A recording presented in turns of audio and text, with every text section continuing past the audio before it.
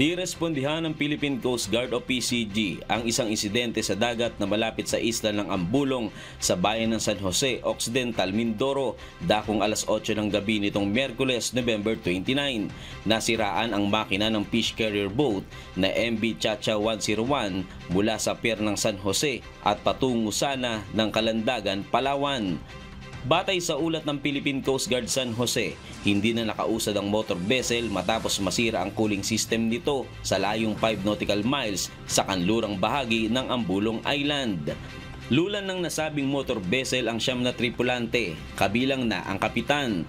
Agad na nagsagawa ng search and rescue operation ang PCG San Jose para sagipin ang mga tripulante. Sabay na nagtungo sa lugar ang Special Operations Unit na Motor John Boat Q at Fishing Boat Graciela upang rumesponde. Dahil dito, matagumpay na naisalba ang MV Chacha 101. Wala namang nasaktan sa mga tripulante ng naturang cargo vessel.